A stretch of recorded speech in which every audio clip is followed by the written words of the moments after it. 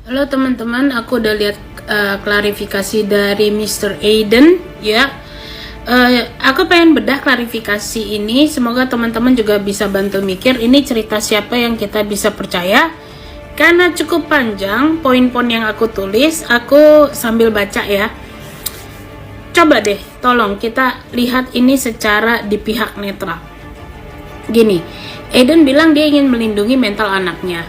Tapi kenapa di interview lewat YouTube anaknya digunakan untuk membersihkan namanya? Itu anak masih minor kan? Buat ngomong di YouTube kan butuh persetujuan dari ayah. Kok si ayah bahkan membiarkan muka anak ini gak di blur? Kedua, si bapak bisa mendengar penjelasan anaknya. Berarti waktu si anak ini di interview ke YouTube kan dalam pantauan ya. Apa benar bisa free, bebas bicara? Lalu si anak jelaskan dia nggak suka sama ibunya, bahkan dia ngeliat ibunya aja merasa anxiety. Dia nggak mau manggil Amy sebagai ibu, tapi manggil nama aja. Dia cerita sewaktu umur 11 ada kejadian di mana dia di abuse dan secara mental down, sampai ada gangguan emosi, nyakitin diri. Tapi anehnya dia juga ngaku dia punya gangguan emosi sampai berani ngasih jari tengah ke ibunya dan ngomong kata F yang dalam bahasa Inggris tuh kasar banget. Nah ini secara psikologi masuk akal apa kagak? Karena ya kalau anak umur segitu ketakutan mental karena dipukul atau di-abuse sama ibunya, kok berani sampai ngacungin itu gitu loh. Bukannya itu akan bikin dia makin dipukul. Lalu si anak dan suami nuduh Amy pemabuk. Nah memang waktu di podcastnya Grace Tahir, si ibu Grace nanya kenapa bikin anak keempat. Amy ngakuin memang itu pengaruh dari wine. Tapi pertanyaannya sejak kapan Amy minum? Apa sejak dia tahu diselingkuhin? Setahu orang Korea memang kuat minum ya. Minum alkohol di sana cukup wajar kan mereka bukan beragama Islam ya. Tapi perlu bukti, apakah memang betul sewaktu mabuk itu dia berlaku kasar? Sedangkan si anak bilang dia tidak punya bukti rekaman, karena katanya waktu itu sarananya tidak memadai. Sedangkan si Amy punya bukti video tentang kedekatan dia sama anak-anaknya. Nah, agak aneh juga gestur si anak waktu di interview, matanya sering lirik ke atas gitu atau lirik ke samping gitu ya. Kalau si bapak lebih nunduk ke bawah dan lihat ke samping juga. I don't know itu apaan ya. Lalu si anak beberapa kali bilang dia cuma mau clearkan nama ayahnya, padahal dia masih kecil ya. Kayaknya sekarang umur 12 mau ke 13. Itu kan bukan tanggung jawab dia. Aku juga heran sih kenapa anak ini dilibatkan. Lalu Aiden menuduh Amy itu ibu yang gak becus, istri yang gak becus, gak peduli sama kesehatan anak. Katanya anaknya ada yang obesitas. Katanya nilai si sulung itu menurun, yang tadinya nilainya A turun. Lalu yang nomor 2 katanya jadi sering berantem di sekolah. Yang nomor 3 katanya dianggap belum bisa komunikasi sama berhitung lancar. Karena waktu kejadian itu terjadi kan si anak nomor 3 kayak baru umur 4 ke 5 tahun ya. Aku juga kurang ngerti sih anak umur segitu harus sejago apa pendidikannya. Lalu Aiden berbicara seakan-akan selama 16 tahun pernikahan itu Amy gak ada bagus-bagusnya sebagai istri dan ibu. Aku juga bingung kenapa baru bahas sekarang dan kenapa bisa sampai punya anak 4 gitu kan. Bukannya coba diperbaiki nih rumah tangga gitu. Sedangkan Amy kalau komentar masih berimbang. Diakui Aiden itu ayah yang baik dan fun. Awalnya rumah tangga mereka bahagia, normal. Kalau ribut-ribut mah ya malum aja ya, namanya rumah tangga. Nah, Aiden tuduh istri ada gangguan mental. Katanya bisa tendensi bundir dan lompat dari jendela bersama babynya.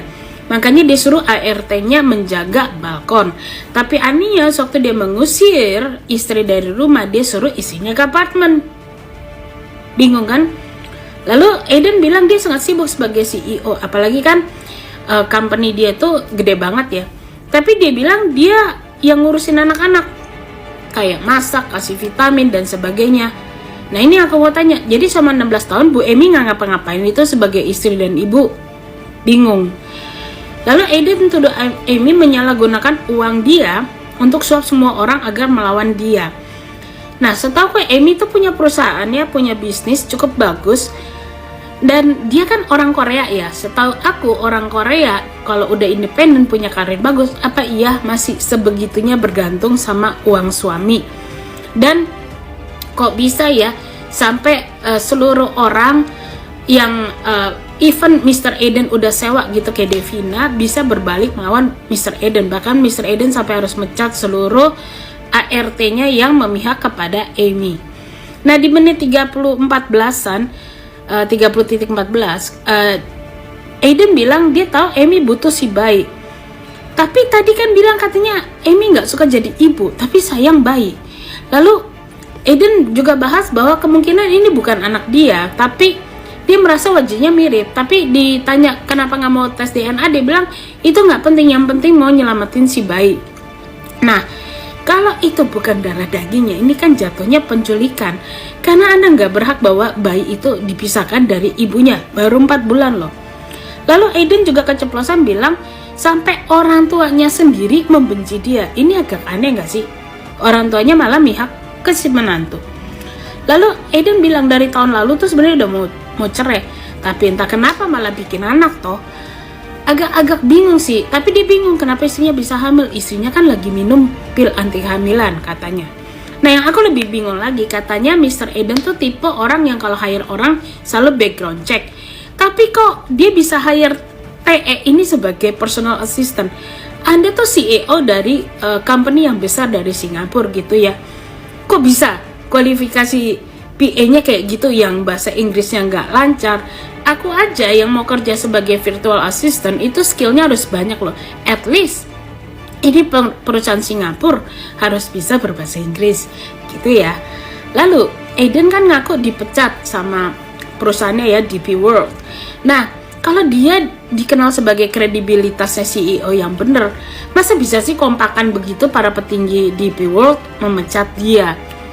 Ini juga aku agak bingung, apa istrinya punya pengaruh sekuat itu? Apa para petinggi DP World juga disuap sama istrinya? Nah, aku juga bingung. Aiden bilang di satu sisi istrinya sering mengabuse anak, sering mabuk. Tapi ntar bilang istrinya sering gak ada di rumah. Lah, kalau gak ada di rumah, nge-abuse-nya tuh dengan cara gimana? Itu aku bingung. Lalu di menit 50-an kayak mau ke detik 30, dia bilang anak-anak yang kecil itu yang nomor 2 emang 3, yang anak lakinya ngomong mau protek adik bayi. Ini sebenarnya kenapa anak yang masih bocah ini, kalau nggak salah umurnya 9 sama 5 ya, kok bisa kepikiran seperti itu? Kamu ngomong apa sama anak kecil ini sampai dia bisa berpikir adik bayi ini dalam bahaya? Gimana menurut teman-teman? Coba ya kita diskusikan ini. Kita coba di pihak netral aja.